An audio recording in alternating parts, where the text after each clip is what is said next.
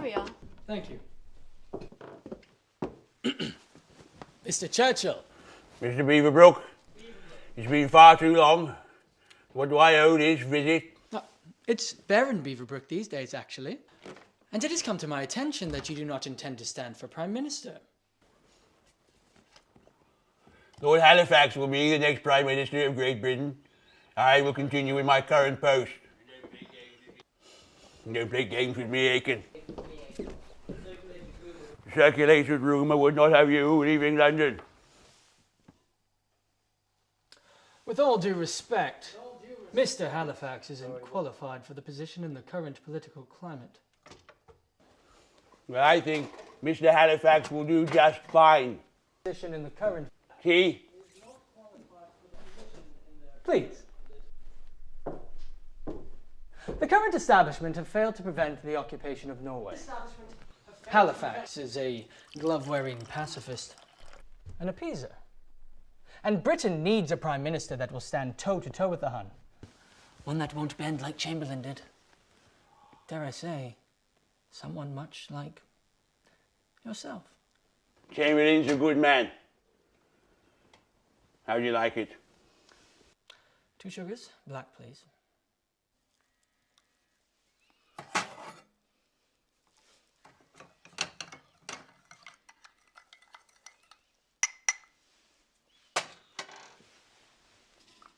What do you want, Max? I want a Prime Minister that will do as he promises, for once. Nothing yet. Hand on heart. The time to repay me will come later. You want a blank check? You aren't getting one. What if I promise you it won't cost you a penny? Then it's something far more expensive. A favour amongst friends. No such thing in this line of work. Nobody knows you're a Mason. I can do you for that. And likely. I published your piece on Hitler, didn't I? We're in this together. We're in this together. You can finally do what Daddy didn't and become PM. After all these years. Out! Straight again, my fault. There's spin, and then there's deception. I'm very sure I know what you're asking me to do. We're not as young as once we were. Once this begins, there will be no turning back. You're talking about Rubicon. The die is cast. I am referring to legality. Pandora's box is already wide open. Don't worry about legality. We've done it once with Lloyd George, and we can do it again. One last time to save Britain. You're meeting with the cabinet this afternoon. Am I? Well, you are now. This is what you do.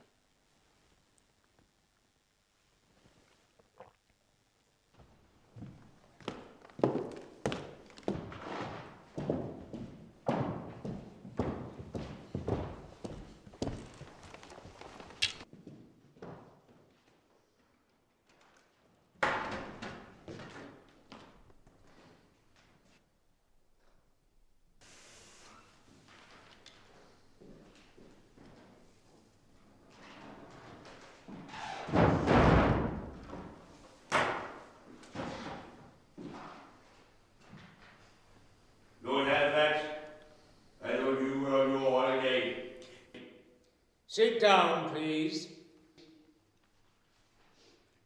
Mr. Churchill, we're meeting today seeking your verbal assurance that you'll continue to serve as First Lord of the Admiralty under the Honourable Gentleman Lord Halifax with immediate effect. Is this accurate?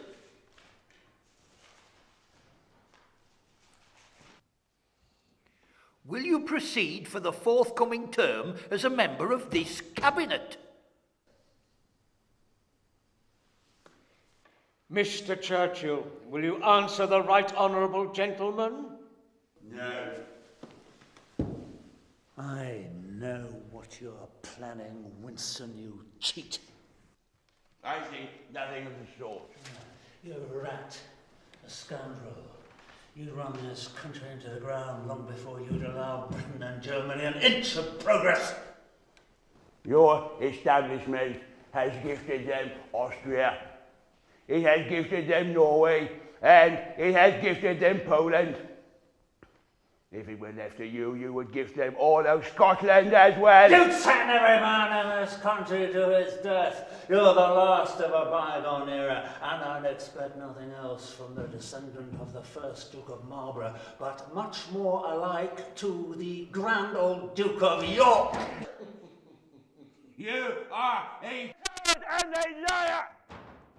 No, gents. This is very unparliamentary behaviour. You have no authority to be in this chamber, Beaverbrook. On the contrary, Mr. Halifax. Lord Halifax, if you don't mind.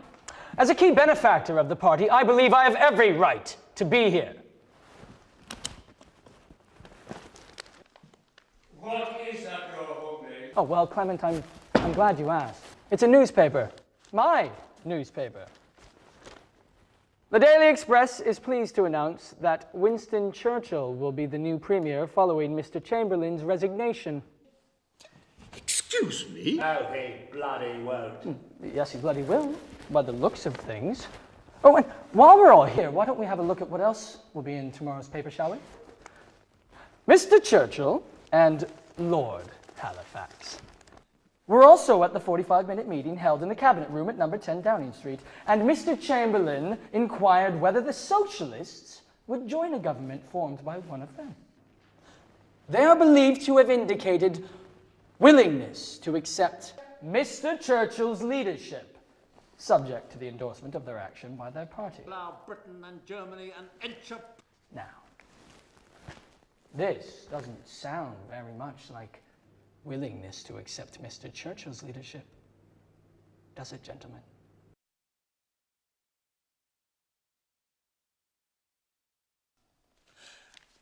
And that's not all. You will also see a delightful new cartoon by Lowe. All behind you, Winston. There's Winston out in front. Arthur. Clement. Neville. You're just behind him. And just behind them is you, Mr. Halifax. Oh, damn. Oh, damn! You are a businessman, a publisher, and you should know where you stand. You will stop all this at once and recall this filth. Well, now it all looks a little too late for that, doesn't it? It's already at the printers. Thank you, gentlemen.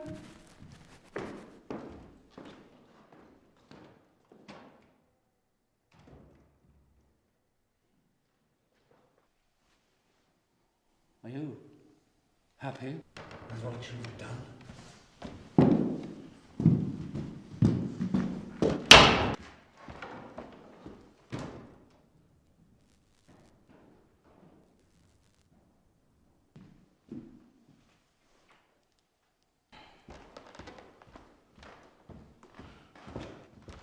What have you done? I have put the right person in charge. I have resolved the flaws of the system, and most importantly, I have saved this country from occupation! You should be thanking me, Prime Minister! Despite what you may think, Aiken, you are not my nephew Stoppities! No, Mr. Churchill, not at all. You're mine. What have you done? Is this what I will be remembered for?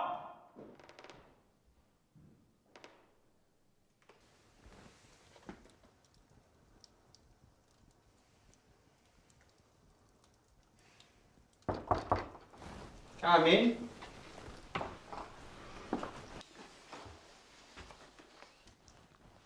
I need to talk with you, Neville. I've done something I regret. Now, don't fret upon it, Winnie. Why come to me? We haven't often seen eye to eye. No one can blame you for wishing the best in humanity to prevail. Your brother was there last time with David. I rather fear we started something that we won't see finished. Today, France, Belgium, Luxembourg, and the Netherlands were invaded by Germany. If allowed to continue, British territories will follow. Egypt or Palestine first, then India, which will give the Axis control of the Pacific. Africa then, Kenya, Sudan, Zanzibar. Without these reinforcements, we will be completely alone in Western Europe. Backed into a corner with an occupied France. And if we lose communications with America, we shall lose the war. And we shall lose Britain. So there is no hope for it then? Of course there is hope. There is always hope. What you must understand is that you must do what I could not.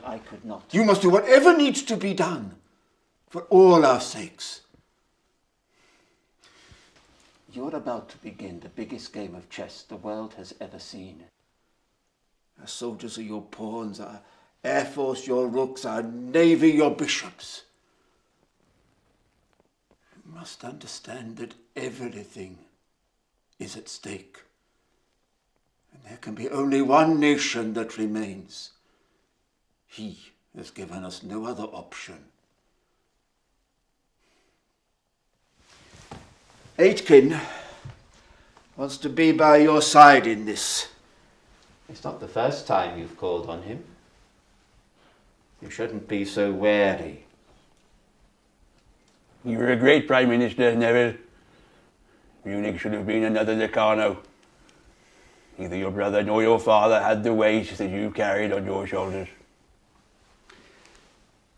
Trust Aitken. He won't let you down.